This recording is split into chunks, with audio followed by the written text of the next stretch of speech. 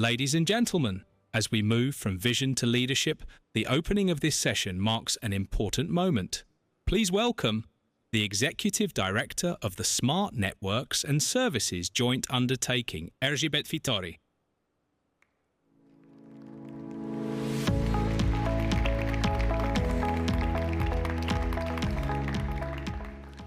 Good morning, ladies and gentlemen, and welcome to the very first session of Mobile World Congress 2026. Welcome to our distinguished speakers, whom I thank for joining us today for very interesting discussions on 6G, cloud, edge AI, the new power stack for industrial leadership, and discussing the key components of the European vision for future connectivity. Without further ado, it is my great pleasure and honor to invite Colin Willcock, the chairman of the governing board of SNSJU and also chairman of the 6G Industry Association, the private member of the joint undertaking, to deliver his opening words. Colin, the floor is yours.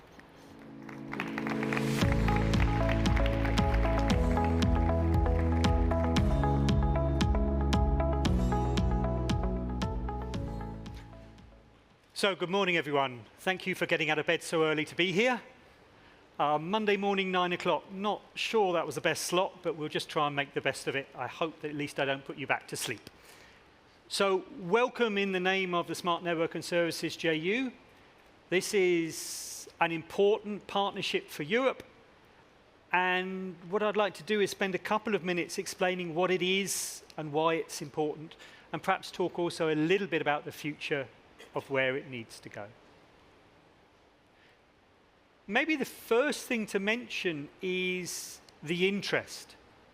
So this session is at 9 o'clock on Monday, which again is perhaps not the optimal time for such a session.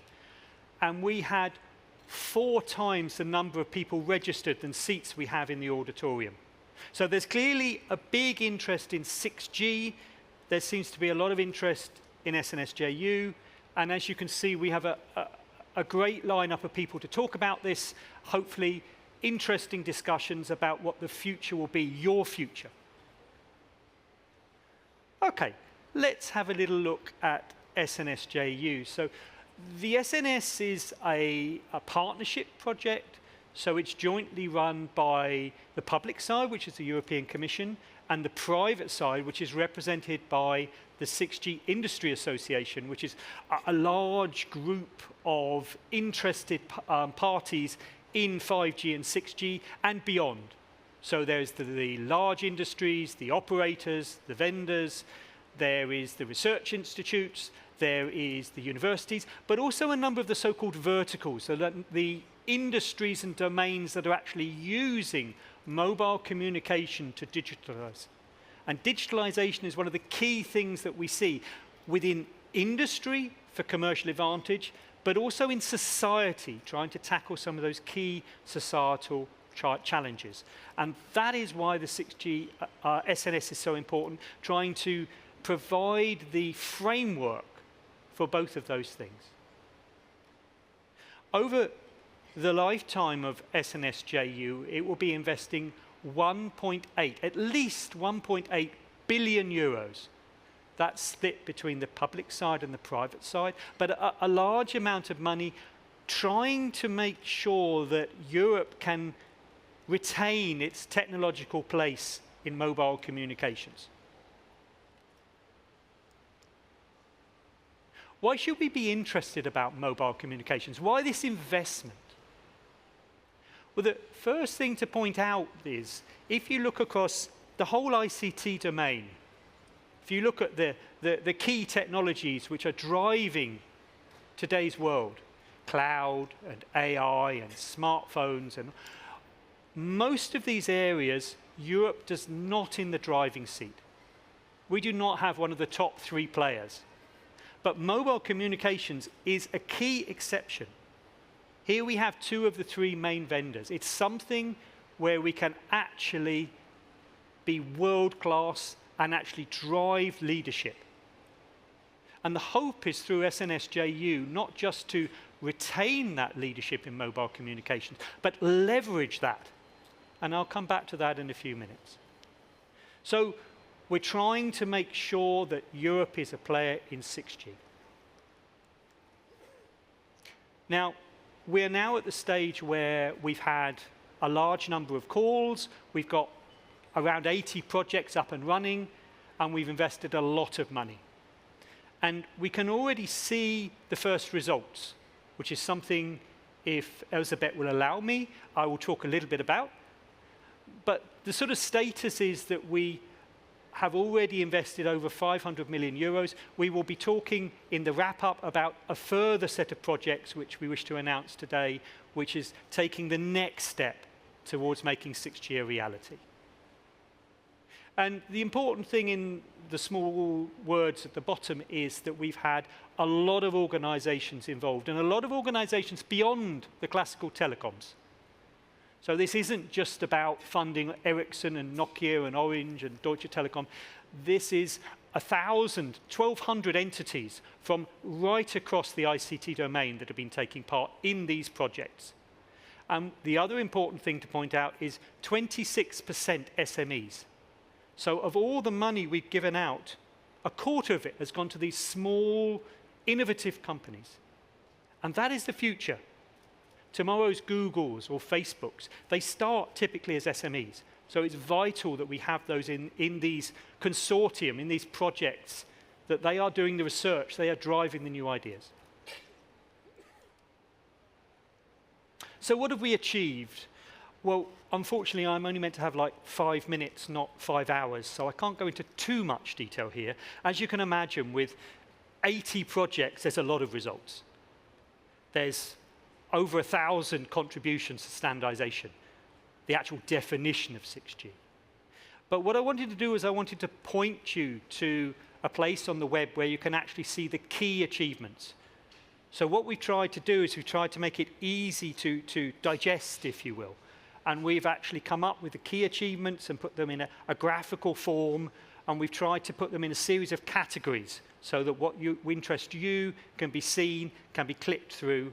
So there are major results that we have. And maybe I can just mention one which I think is truly outstanding, which gives some sort of flavor. So one of the things we have done through SNSJU is we've created the European vision on what the 6G use cases will be.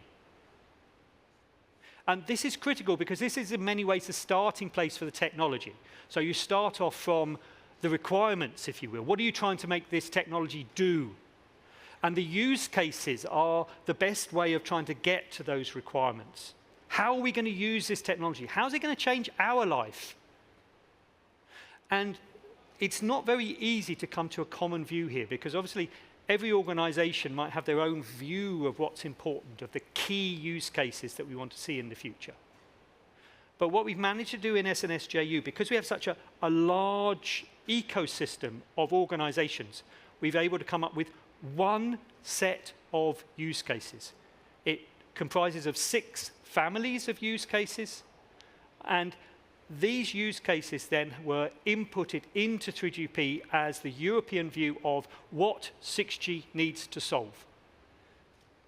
And that was not just the terms of the functionality, there was also the first requirements, which is then leading into defining what 6G will be.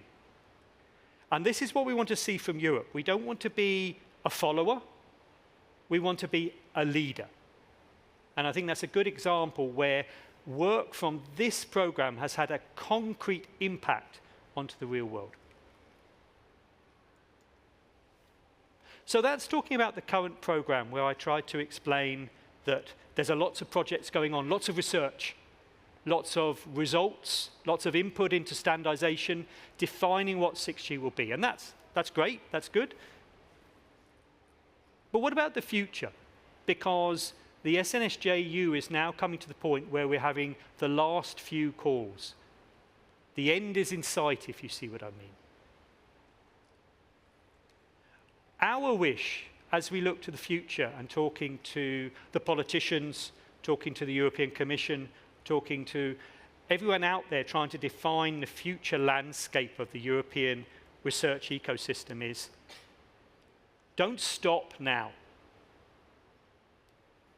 Mobile communications is not discrete. With the first version of 6G, which will be standardized in 2028, that's not the end of the story. There will be revisions of that. Whether there's ever a 7G or not, we don't know. But 6G will evolve. It will have more features. And what we need to do is we need to make sure after SNSJU that we keep investing in research in Europe for mobile communications. And the rationale for this is not just that we have strength there and need to retain that strength. It is more the case that mobile communications is becoming ever more important. We were all talking about AI. AI, without AI, there'll be nothing probably out. There'll probably be no stand in Mobile World Congress without AI written big on it. But what no one talks about is AI only works if you've got mobile communications. Try it on your mobile phones. Turn off all the mobile communications and try and use Siri or something. And it says, oh, can't do it. So it's fundamentally part of the AI story is mobile communications. And equally, when we're talking about cloud, when we're talking about quantum, it's the networks that are important. You've got to have that as an underlying principle. And that's really the message. Maybe people feel, well, we've been investing in mobile communications for quite some time, so surely we don't need to keep investing. No, we do need to keep investing because it's underpinning many of these other areas that we see as so important. Cloud, AI, and quantum. And this is really what this diagram is about.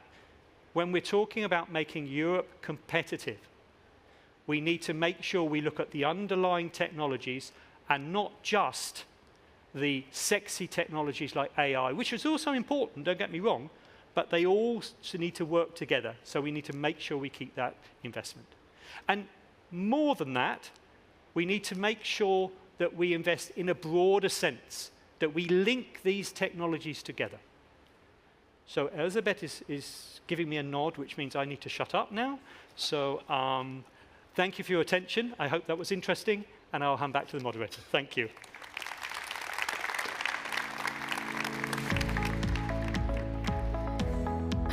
Thank you very much, Colin, for the very inspirational opening words. Renate and Nikolay, Deputy Director General, our opening keynote, is making her way to the venue. So whilst we are waiting for her, I suggest that we start with the first panel.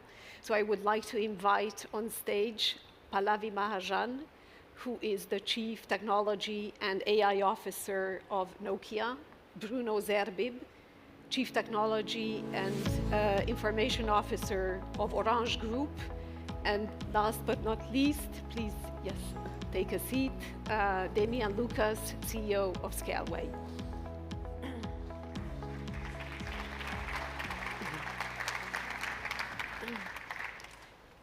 Thank you. Hi, Damien. As we were listening to Colin outlining important technology shifts as we are moving towards 6G, I would like to start with a question that is going into the core of your business, which is really technology. 6G is set to be the first native AI system, communication system, rather than having AI as an add-on. So as technology leaders, what are your expectations? What would be the key technology transformations that these big technology shifts will actually bring? And how should operators, cloud players, ecosystems start preparing today in order to be able to leverage that beyond 2028 after global standardization? Pallavi, I would like to start with you. Yeah, I'm itching to talk about it because I'm very passionate about this topic. If we look at it, like networks have evolved. It started with voice, then we started with our SMSs, then all the videos and data, and now the new workload that is running on the network is AI. Okay. And let's talk about a world that is there today. The world today. I know Colin was talking about mobile devices running AI. Let me throw a data point. 53%, greater than 53% of AI traffic is actually originating from mobile devices. So, and when you look at the AI traffic is not the same as like your voice traffic or your video traffic. It's very bursty. AI traffic is multimodal, and it requires very low latency. And at the same point of time, we are in a world, 2025 was the year of agentic AI. So we are in a world where agentic AI is happening. And agents don't sleep. They are on all the time. And traditionally, we've looked at networks and designed networks with the busy hour model. So that's changing. And if you look into 5G, 5G did not come in at a time when AI happened. We are looking into 6G. 6G is a time when AI is already happening, and we need to make sure that we bring AI in the way we are designing these networks. So, Erzsébet, to your point, we need to be very careful about not just adding AI as a layer on top of our networks, but we need to embed AI into every singular function of how the network operates. So this is the world of today that I'm talking about. Let's fast forward, to another couple of years. In fact, why couple of years? I'm seeing it even today. We are at a cusp of the next wave, which is physical AI, which is where the physical world and the digital world just blur. We're talking of robots, we are talking of smart glasses, all of drones, autonomous cars. And one of the other aspects of 6G that's going to happen is that you will see a lot of distributed inferencing that will happen. And can you rely on all decisions to happen in the cloud? If you have a robot which is actually making a very critical decision, for it to go to the cloud for every decision, that's not going to happen. It's against the laws of physics. We can fight it, but we cannot win it. And that's, again, where networks will have to come in and now play the role of not just carrying the traffic, but also now doing this distributed inferencing. Thank you very much, Pallavi. Bruno, moving on to you. From an operator's perspective, where do you see the big technology transformation, and how are you preparing for it? So good morning, everyone. And thanks for having me here in great company. I would say I really love the fact that you started the conversation not focusing on the technology itself, on how we build networks, but really what are the use cases. Because I think we haven't been really good historically caring about the use cases, much more about the supply side. Then people will figure out how to use our network. And that's the reason why it's been monetized so poorly. So I really like the fact that you're starting with the use cases and figuring out east-west traffic, all of those things. I would say maybe one thing, the way our brain has been structured for the last 20 years has been like 3G, 4G, 5G. I never liked the word G, actually the letter G, because I don't like the generational aspect of it. I mean, in the tech world, where you are expecting models to be retrained every month, why should we wait 5, 6, 7 years? And then the world changes. So this notion that somehow we know about the future already shows that the paradigm itself is doomed. So I'm not a big fan of the word 6G. It's a very much a radio-centric way of thinking about things. We need spectrum, we need new radio unit technology, we need all of those things. But at the end of the day, the most important thing is we need to stop thinking the old way. We need to think in a very agile way.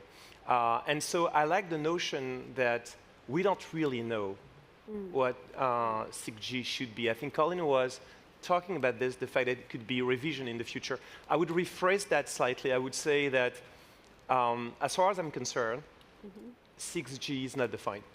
And it should not be defined. And we should change the culture of an operator and the telecommunication as a whole, and just adapt to use cases that evolve, and just giving us the ability to change very quickly. And to do that, we need to embrace one thing. We need to think like hyperscalers. We need to be software-defined, cloud-defined. AI is on top of all of that. And then once you're agile, then you just adapt.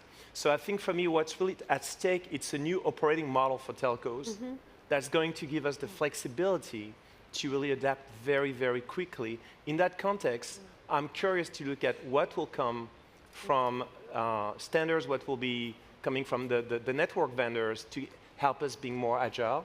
But this new operating model that's going to give us the ability to automate, to react very quickly, is going to be the most important thing. This notion that somehow we can agree in 2028 on something that will be relevant in 2033 makes no sense to me.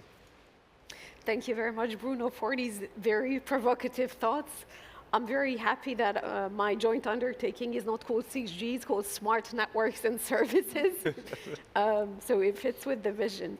Damien, turning to you, as a cloud player, where do you see most of the technology shifts and how are they impacting you? Well, obviously, as a cloud provider, we're seeing a major shift due to AI. And when you think about the business of a cloud provider, you have multiple different layers. And all those different layers are affected by AI.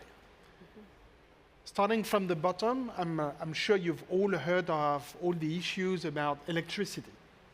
This is a game changer. We used to run CPUs, each 100 watts.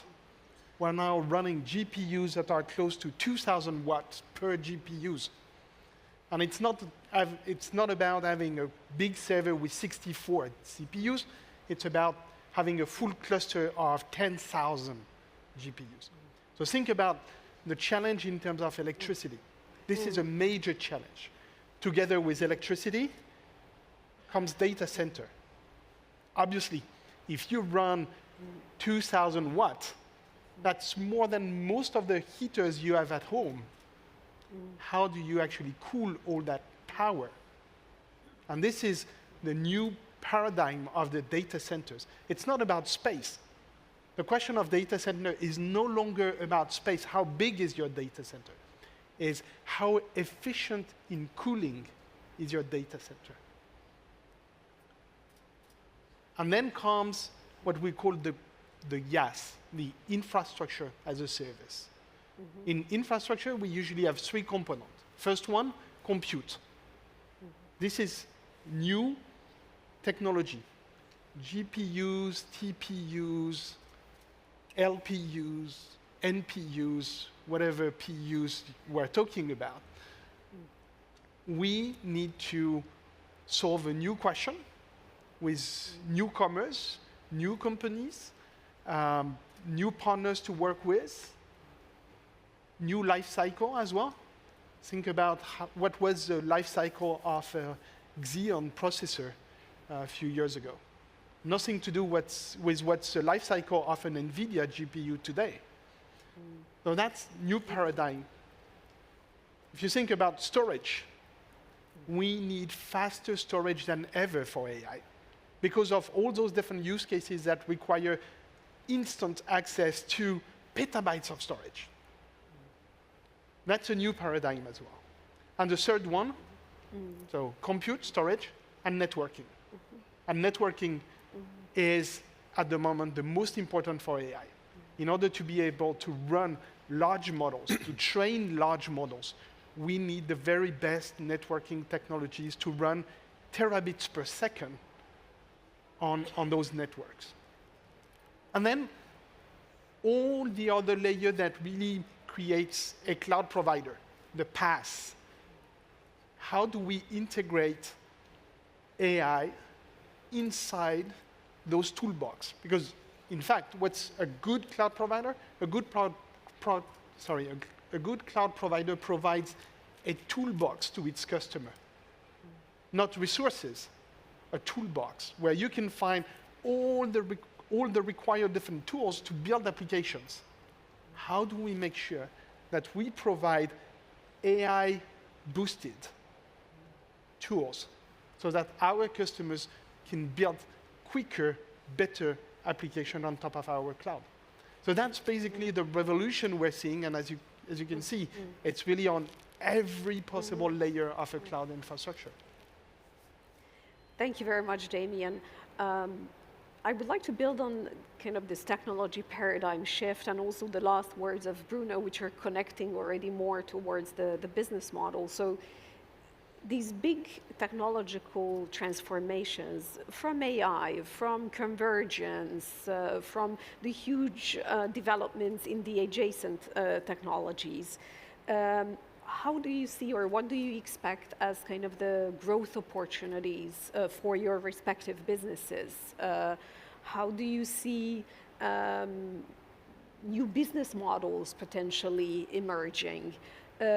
Also, what ecosystems will be critical to ensure that there will be sustainable growth for the sector? And how will you build these ecosystems or these new partnerships, if you like? So I would like to start with Bruno. So Bruno, really, what new monetization opportunities do you see from whether it is 6G or whatever next wave of connectivity technologies? And how can collaborative models, partnerships help? European collaboration is kind of a foundation of European research to actually ensure that there is sustainable growth for network providers. So it's a tough question. I remember like 7 or 8 years ago when we were talking about 5G, there were like two use cases. One was remote surgery.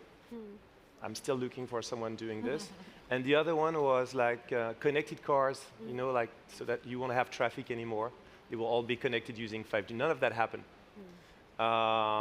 So we have to be very humble in the way we think about the future. So when you ask this question, it's a fundamental one because obviously we need to think about return on investment. There's like tremendous amounts of capital being invested. So I would say in the world we live in, the thing that we know will matter is trust. The fact that we live in a complex world, obviously everybody is aware of that, and we have to make sure that we deliver those services that are very important to our customers that might completely evolve very quickly over the next few months or years in a way that is safe and reliable. And so for me, it's kind of a generic, it's a meta answer, I'm sorry, but I think it's really important. I think we are going to have customers telling us, hey, we want to have access to this technology coming from a different country. We want to make sure it's safe. We want to make sure that the data is safe. We want to know what's going to happen. So as someone who loves technology, I was trying to figure out how would I justify edge computing? Why would I need, for instance, computing capabilities at the edge of our network as opposed to be in California? And I thought latency was going to be the answer. It turns out it might become the answer with those like augmented glasses in the future. You might have some need for low latency, but really what we're hearing left and right is privacy, is data sovereignty. This is what's going to drive a lot of the network design. So the thing that I'm obsessed with are control points. How do we make sure we can have an articulate conversation with our customers? They are telling us, hey, we love that LLM. We know it's not a French LLM, unfortunately, or it might be a French LLM, but we want to know that no matter what we use AI, we have an understanding of what's going to happen. Where is the data going to go? Is it possible that some of the data is going to be leaking to a foreign government, or it's going to be something that is under our control? So I think that regardless of the services that we're going to will be providing, and again, as I was saying early on in my introduction, we don't really know how fast AI is going to evolve. I don't really know right now. AI is text-based, so it has little impact on our network, but I'm sure Pallavi will agree with that. We agree it's going to change. We're at the beginning of an exponential growth with multimodal AI. But I would say the most important thing, we need to have those control points. We need to make sure our customers know exactly what happens. And when I say customers, it's B2C customers, but also B2B customers, business customers. They have very high expectations. So trust is going to be very central for us. Thank you. Pallavi. Yeah, I think my answer is probably a continuation of what Bruno was talking about. And if you look at it, he slightly hinted at the laws of physics, the laws of economics, and the law of data. The law of physics says that there's latency that's going to be there, and so there's only so much that you can send to the cloud for every decision making. The law of economics says there's so much of data being generated. There's 10 to the power of 20 terabits of data that gets generated. Can you keep on sending all of that over to the cloud? And then the law of data is what you were talking in terms of sovereignty, right? We want the data to be local, we want it to be safe, every government is going to have their own laws. I think more and more all of this is leading to going about and looking into a world where you will have to do distributed inferencing. I took an example of the robot. In a world today, where you have networks, a 10 millisecond jitter is like a pixelated movie experience, and we don't mind it as much. But in a world where robots are working and there are critical decisions that are going to be taken, a 10 millisecond jitter is a critical safety issue. So I think we need to start thinking that way. And one of the things that I see, Erzsébet, to your question is, I see a distributed AI grid happening. And in fact, there's a lot of this already happening. It started in the US, and I think this is where, back to your question, we need to now make sure that we start to focus about this in the Europe also. And a lot of this starts by some private-public partnerships, because to Damien's point about the cloud is going to go about and converge. And I look at a world where the network and the compute are going to be very symbiotic.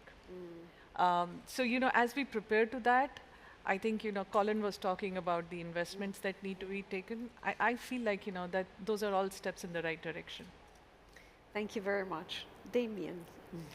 So maybe commenting on what we touched about sovereignty. And to be honest, I don't like the word sovereignty that much. And I think we need to be very careful when we use sovereignty. So I think two very important things that are very different is, one, the immunity to extraterritorial laws. And when I say extraterritorial, I mean extra-European. Let's be clear. This is not about each member state having different laws and looking at the other member states' laws. This is about extra-European laws. So number one. Number two is dependency or independency to US tech giants, because that dependency is currently a problem. So from this angle, if we look at AI, we need to make sure that we build correctly. Because when the cloud came 10 or 15 years ago, we Europeans relied almost 100% on the US tech giants. And now we know that dependency that we created, how difficult it is to get out of this dependency. So with this new era of AI, we need to make sure that we're not doing exactly the same by relying too much on US or Chinese tech giants, and we make sure that we build in Europe the right capacity for AI. Building the right capacity for AI in Europe means building the right cloud. That's obvious. And again, cloud is about those toolboxes that we are creating. It means creating the right compute capacities. And there is currently this AI Gigafactory project ongoing, which is a way to bootstrap all the necessary investments in Europe so that we have this capacity secured in Europe. And that's very important. And we need also to make sure that we have the right models, the right apps. We cannot afford relying on US models. We cannot afford relying only on Chinese models. Think about some areas, very simple, like healthcare. If we only have models for healthcare that have been trained for US citizens in the US, it's probably not going to fit European citizens, because the food is different in the US, because the temperature is different, because the lifestyle is different. So we cannot rely only on those models. So we need to make sure that we have in Europe our own model. as well, and the right infrastructure to run those models. I think this is very important, and that's my view on it. Thank you very much, Damien. You have essentially forecasted my last question to the panel, so I would just ask as quickly as we are running out of time from Pallavi and Bruno. So reflecting on European technology sovereignty, reflecting on European tech leadership, you're the European industrial leader, so what is it that you need, really? Is it European funding or a policy environment? How can we actually help for Europe to actually build the European sovereign power stack with all of its elements? Would you like to go first? You keep asking tough questions today. I would say we need to learn from the Chinese, which I know it's a weird answer, but they've managed to overcome all the challenges that the US has been sending their way in terms of the way Huawei had to react after they stop having access to Android. Something with not having access to TSMC. And the way they've done that is having a 20-year plan. So I think we need to commit to long-term planning. There's no way going back to Damien.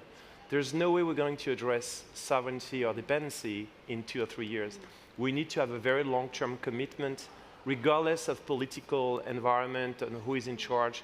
But we need to do what we used to do a long time ago in Europe, having those long-term programs. We need to get back to that. We have very smart people in Europe. We don't have a deficit of brains. That's never been an issue. It's just a matter of scale and time. Yeah, I think, to your question, policies is very important, because if you typically look into, all the telco operators, today, they are in this whole struggle of meeting up with the ARPU and, some amount of investment that then enables them to go out and invest in this infrastructure that takes the step forward. I think the other thing which is very important and something which is very close to my heart is about research. Like Bruno said, we have a lot of brilliant people. By the way, I hope UK is also part of EU. I come from the UK, but we have a lot of brilliant people, and I have my teams at Bell Labs Research. I feel like there's so much that we can do here locally in terms of what Damien was talking about, train the models, come up with newer distributed heterogeneous inferencing technologies.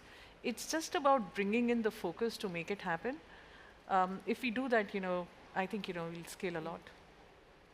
Thank you very much. Please. If I may, just two things. Yeah. Less European fragmentation, because it's very difficult to build a European cloud provider. 27 different regulations, it makes it a real nightmare. And second, we need European preference. We need to sync European preference. Each time companies, member states are taking decisions in terms of AI tooling, AI infrastructure, how do we make sure that we introduce some European preference? That would help a lot. Sorry about that. Yes, absolutely. Thank you very much for your very inspirational and sometimes provocative thoughts. I think it's a lot of food for thought to kick off Mobile World Congress. Please thank the speakers alongside with me.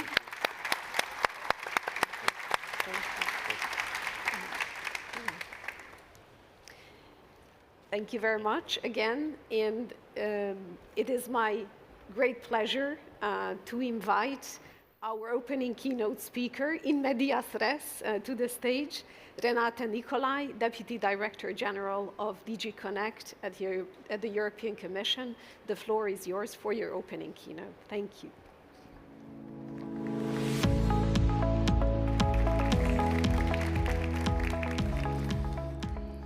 Good morning to MWC26. And great to kind of come in after these inspirational thoughts that we just heard. We from the European Union from the European Commission come to this MWC with two messages. The first is we mean it on addressing our tech sovereignty and our tech dependence. And the second is we mean it that we want to build state-of-the-art connectivity in the EU because we need that as a digital enabler for our digital transition. It's great to kind of be here in this kind of network of the joint undertaking SNS-JU, because it's an interesting example of how we move forward. And it's important to kind of start my talk by kind of sharing with you the unfortunate truth. The truth is that Europe is, as we just heard, lacking from kind of technological advancement and still in a situation of tech dependency, especially when we are looking at cloud services, the whole AI stack infrastructure, GPUs, you name it, and of course also semiconductors. So this is a kind of a to-do list that we have to advance in order to make progress. And embedded in that is, of course, the state-of-the-art connectivity, because you need that as an enabler for this digital revolution, because otherwise the industrial advancement will not happen. And what we are also seeing, and this has also been referred to in the debate that we just heard, we are seeing the kind of convergence of the different kind of parts of the stack. We're seeing the kind of the telco edge cloud continuum, something that we already started to describe in the white paper long ago. We see that this kind of emergence of a new ecosystem offers a lot of opportunities, but also challenges. These trends, really mean that we are going to move into networks that are in reality intelligent systems that can predict, that can adapt, that can self-heal in real time.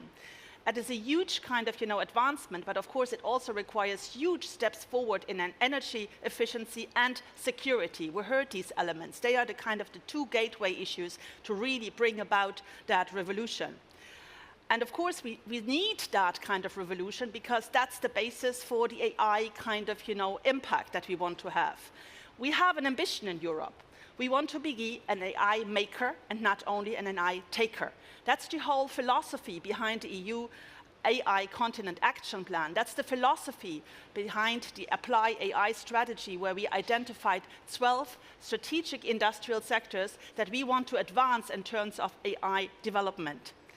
So in this kind of context, the telco operators are not just anymore telco operators. They have to move into data companies, cloud companies, network as a service companies, AI as a services companies, to really kind of, bind the whole thing together. That's what we also highlighted in the AI Continent Action Plan and in the Apply AI strategy. And this is why I'm so happy that we come to MWC this year with the Digital Networks Act in our pockets, because that we have just released, and that's a really important new deal for the connectivity sector to actually move to a next phase of competitiveness, investment, resilience, which is what we really need for Europe to advance. And it's important to really do this well, so that we kind of, in a couple of years' time, see the kind of killer applications of AI developed in the European Union. This is not impossible. This is possible if we kind of join our forces and bring the things together. Especially, I think, since we have, for instance, in the area of 5G and positioning our leadership in 6G, still European champions that we can really kind of build on. And I think what we are having here displayed with the kind of the joint undertaking is a very good example of an effective public-private cooperation that many have said this is what Europe needs, and we have also heard it on stage now, to really address the famous innovation gap that Marco Draghi has so well described in his kind of report.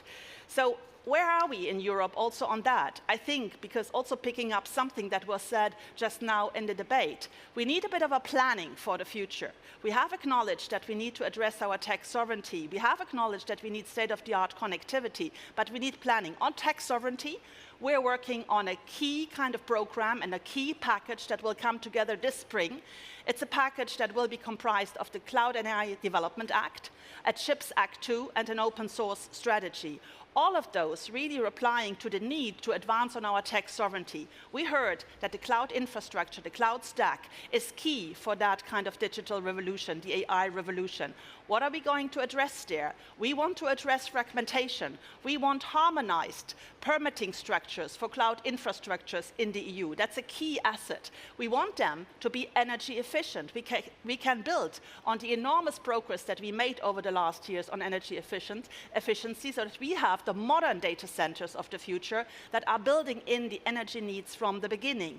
We also want to kind of, address the sovereign cloud issue, not by closing up, but by being open with criteria that really speak to our security needs. And that's important to keep the trust, as we also just heard, in these services, and without the trust, it will not take off.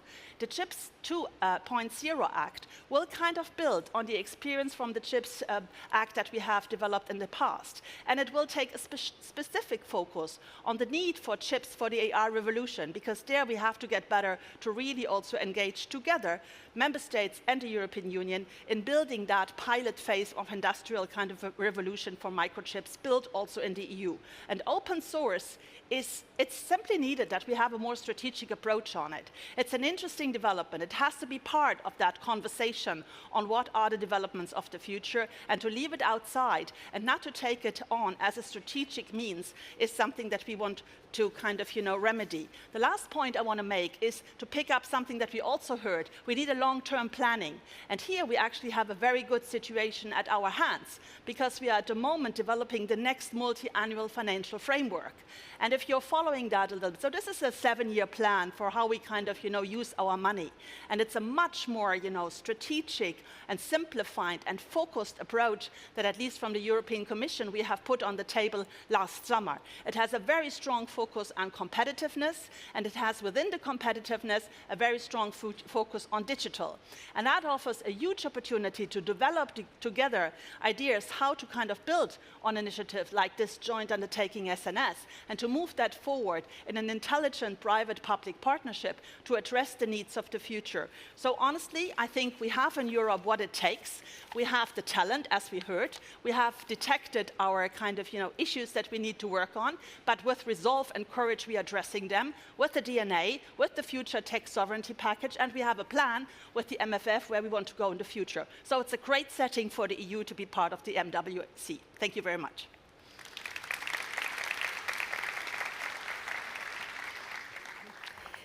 Thank you very much, Renate, for the very energetic, very committed keynote speech.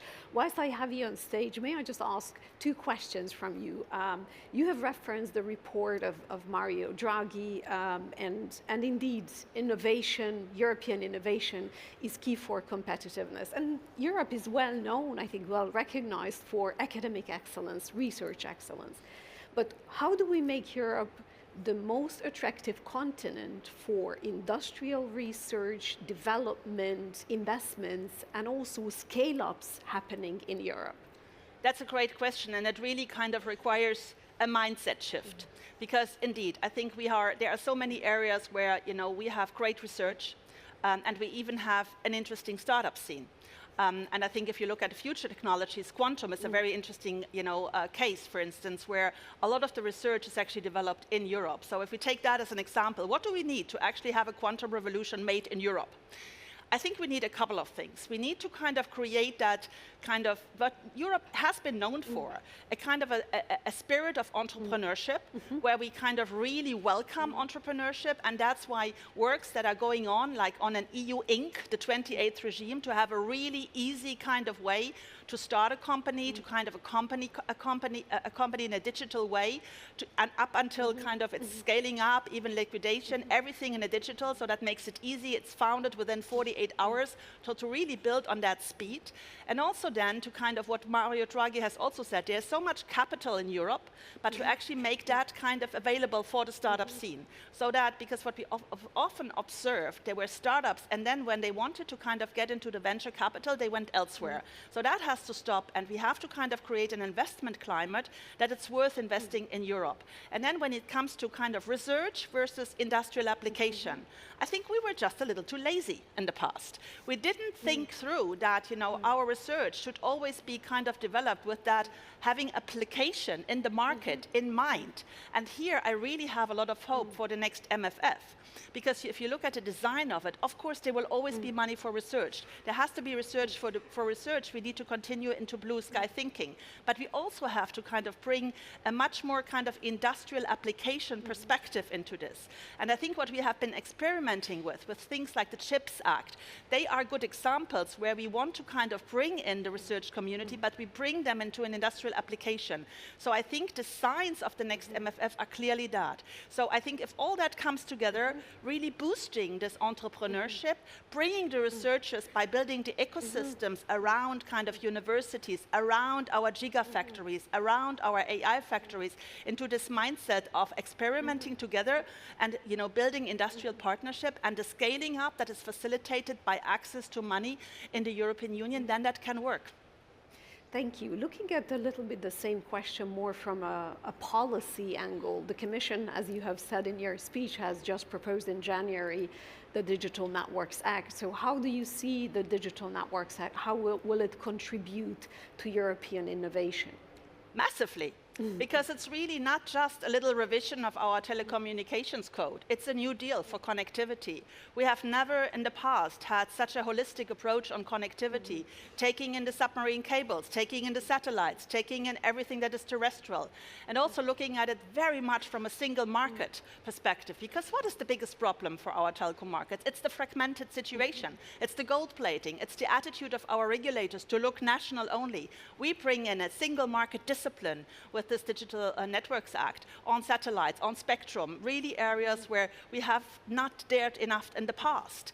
And we want to modernize. It's a huge kind of call for investment because we give a clear signal that we need modern infrastructure, modern connectivity infrastructure. We need to deal with the legacy of the past, and we need to move into a fiber world. I think all these are great signals to the market and make kind of the connectivity sector an attractive sector to invest in and give hope to the sector that they can do and continue to do what they started to do to actually move into this kind of merged world of edge, cloud, and telco, working together and building different and new business relationships. Thank you very much, Renate, for your keynote speech and also for your very holistic views addressing this quite highly complex and increasingly complex sector. Thank you very much. Please join me in thanking Renate for her. Thank you. Thank you so much. Thank you. Thank you. And with this, I would like to invite Thibaut Kleiner, Director of Future Networks, to the stage to moderate the next panel of our session. Thibaut, the floor is yours. Thanks a lot, Erzsébet.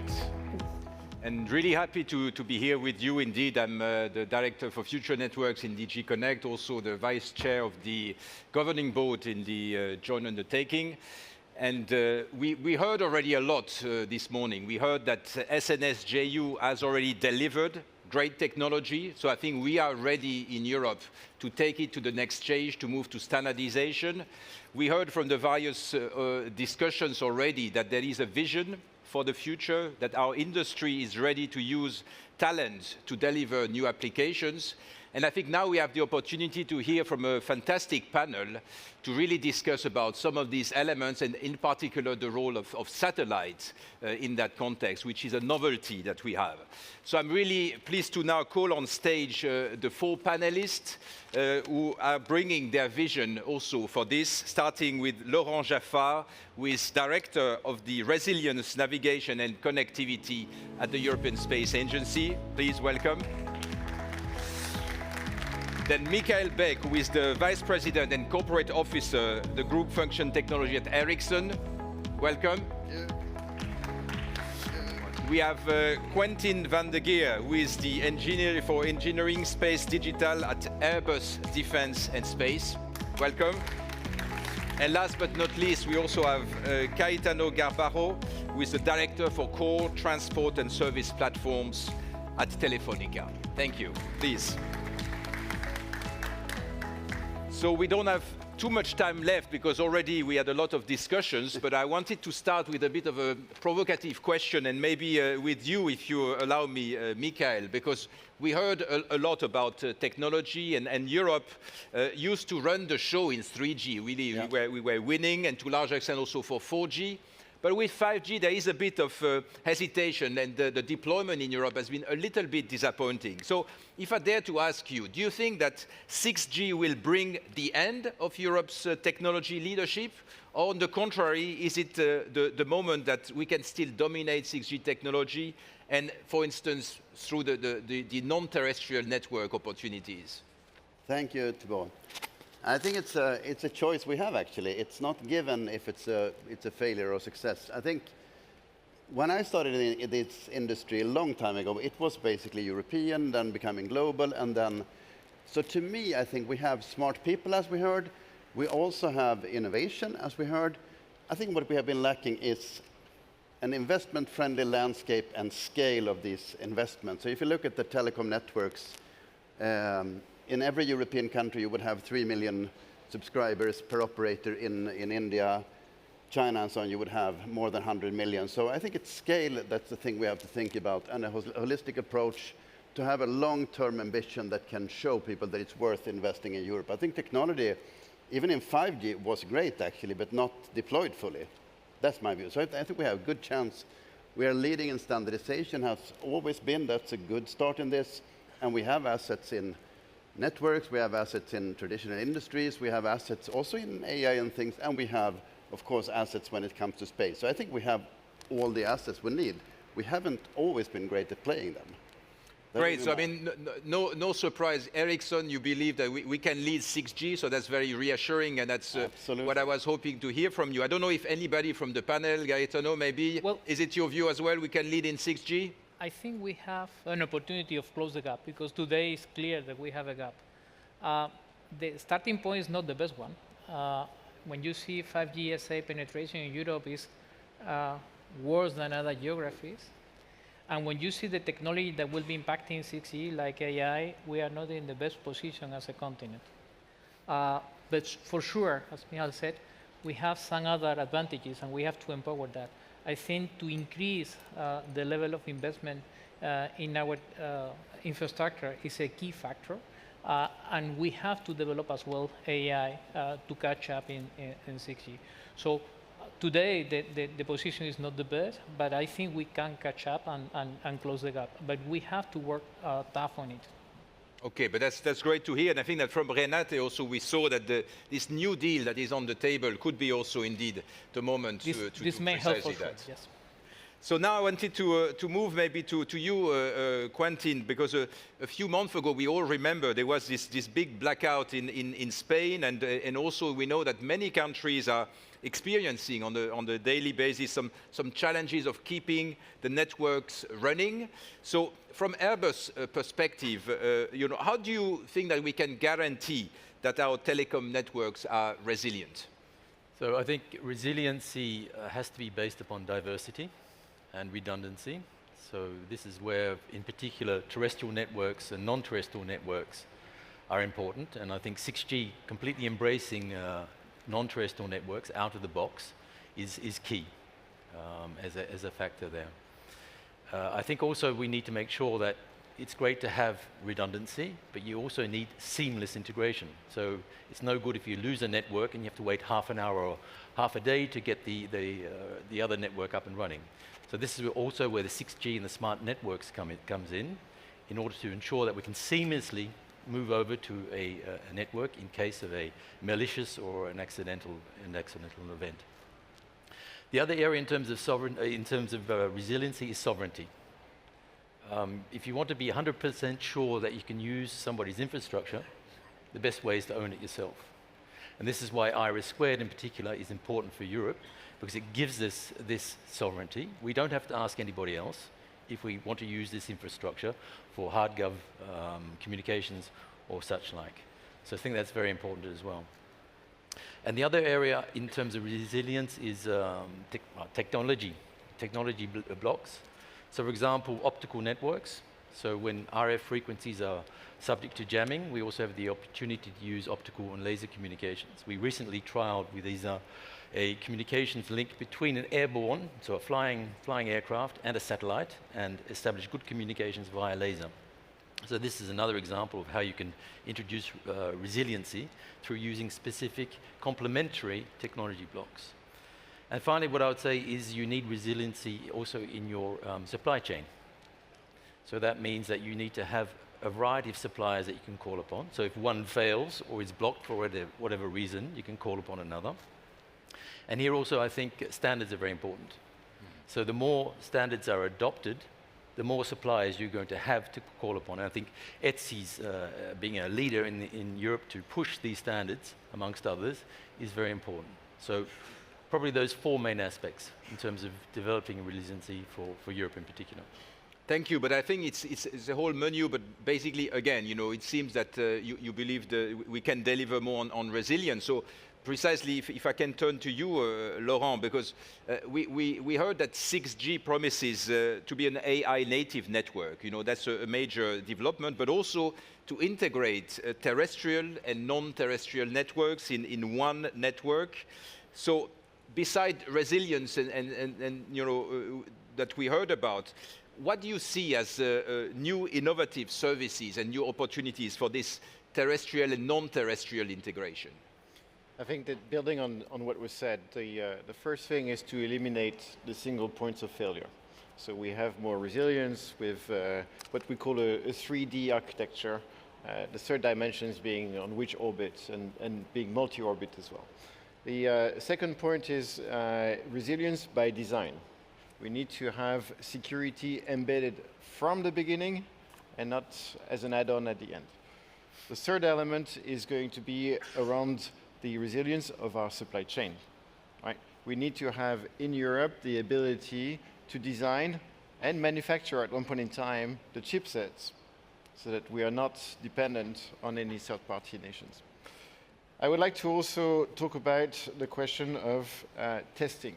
Today, we need to build a bridge between the research and the application. So we're going to organize in my facilities in the UK a AI lab, and AI for networks, not agentic AI, but AI embedded in the networks.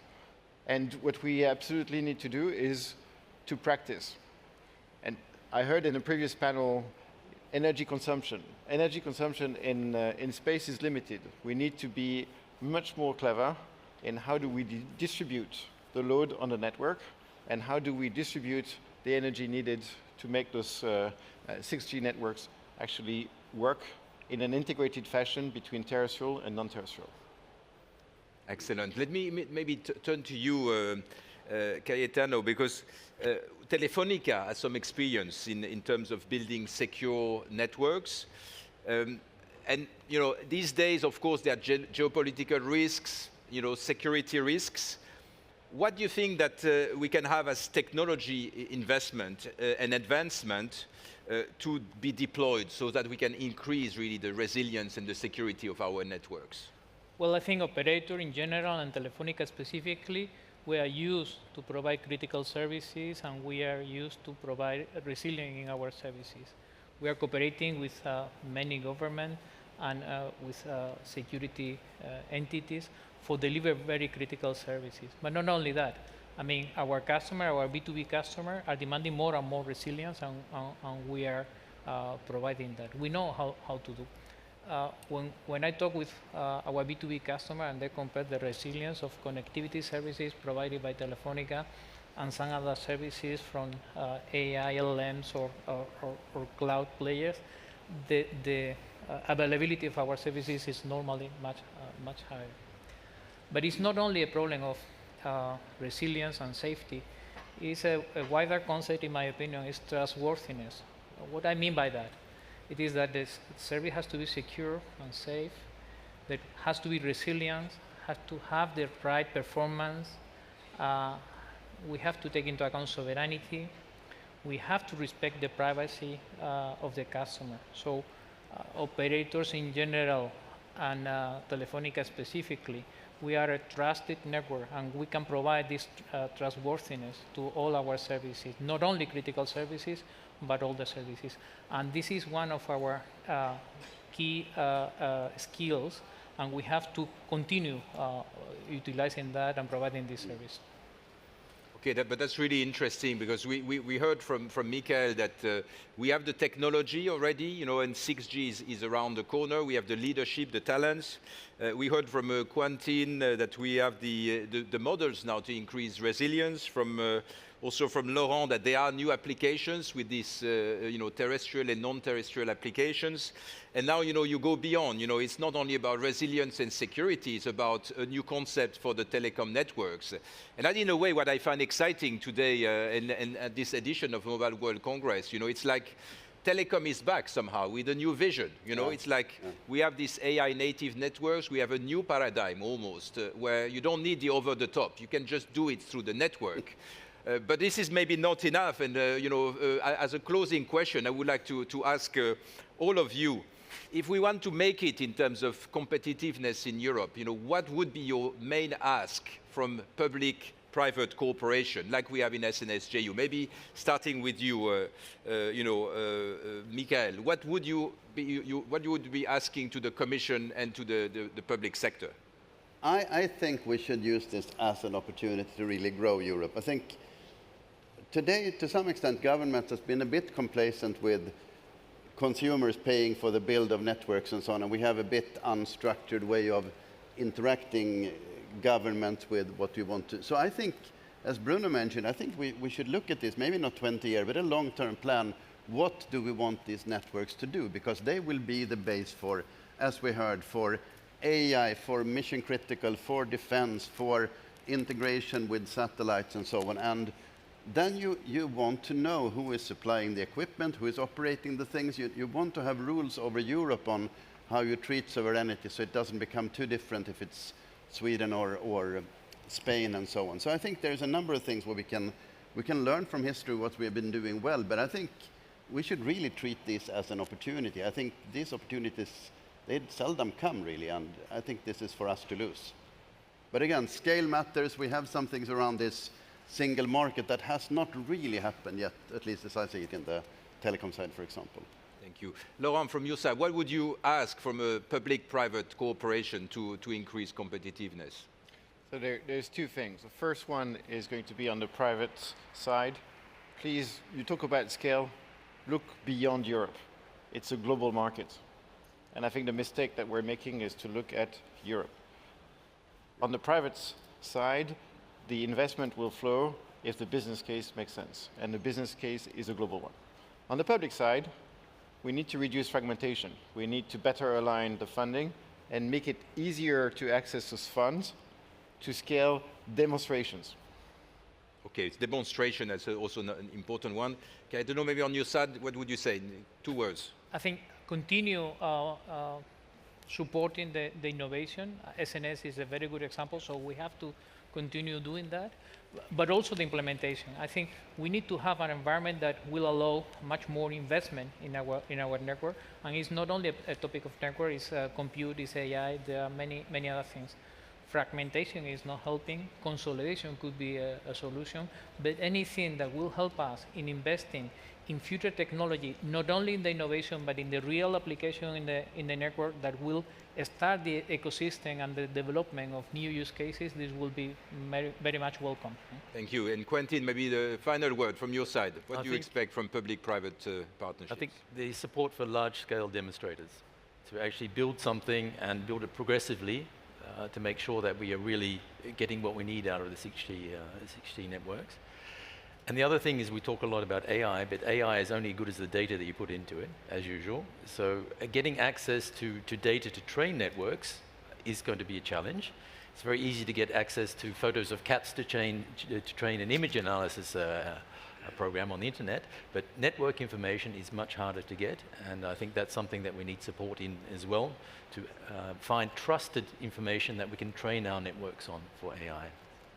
Thank you. So, in essence, technology, demonstration, trust, and business cases. That would be maybe some of the final words. Thanks a lot. And please, I would like to thank all the panelists and congratulate them for these great discussions. We move on, and I think that it's a fantastic way to go on with the discussion and start Mobile World Congress. Thanks a lot. Thank you. Thank you. And with this, I give back the floor to you, Erzsébet, for some concluded remarks.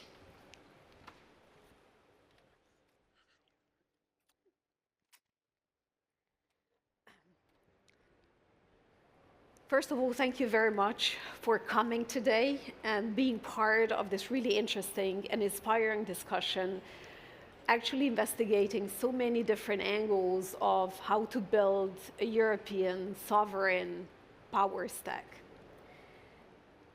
I think that the first message is really that the model, the collaboration model, the partnership model that we have heard from several of our speakers actually delivers when policy, research, and industrial priorities align. Europe actually delivers. Secondly, I think we heard a lot that we need to continue investing in research. We need to continue investing in large-scale trials, in exploration, and we have a proposal from the European Commission just to do that with a longer-term perspective. But secondly, I think we have also heard that there is a paradigm shift that is needed. Technology, connectivity is becoming more complex. It is diverting from the traditional paradigm of how we used to look at telecommunications, and it is increasingly becoming, indeed, a power stack for Europe. And we should really reflect that in how we look at more holistically the different components. Thirdly, I think that it is really important that we reflect on this paradigm shift when we think about continued funding for research and innovation and the next generation of these research programs. We need to think more concretely about supporting European industrial leadership, creating a pathway towards the new business models, creating a pathway towards the new services, and ensuring that ultimately research and innovation funded by European taxpayers' money delivers concrete economic impact and societal impact, that it is trustworthy, that it is sustainable on a global stage. So with that, I would also like to take the opportunity to announce what is it that we are funding next. We have just announced today, and you can see in our press release the details of it, the new projects funded by SNS-JU. We are investing 116 million euros of EU funding into 20 new projects, actually looking at different experimentation frameworks, IoT, architectural aspects, native AI, and of course, large-scale trials with different vertical sectors. It's a continued strong commitment to continue our journey towards more technology sovereignty made in Europe. I would also like to draw your attention to what comes next. First of all, our call for proposals in 2026 is open, and it is open until the 29th of April. So I would really like to encourage you to look at our website and see whether you could actually join our research community. Secondly, there is another call for expression of interest that is open, which is for joining the stakeholders group of the Smart Networks and Services joint undertaking. So I invite you to have a good look at it and join the Smart Networks and Services community, research, industry, vertical sectors, you name it. And finally, I would also just like to highlight the next events, EU CNC and 6G Summit in Malaga, and Fitori in Riga at the end of the year. Don't just listen to talks. Mobile World Congress is so much more than that. Please actually visit our projects. We have approximately 20 projects which are being showcased across Hall 7, 6, 5, Congress Square, as well as Hall 2. Please go and talk to them. Ask them hard questions. Challenge the engineers. Ask how their actually research projects are translating into real business cases or use cases. Ask the hard questions and perhaps you will get more answers.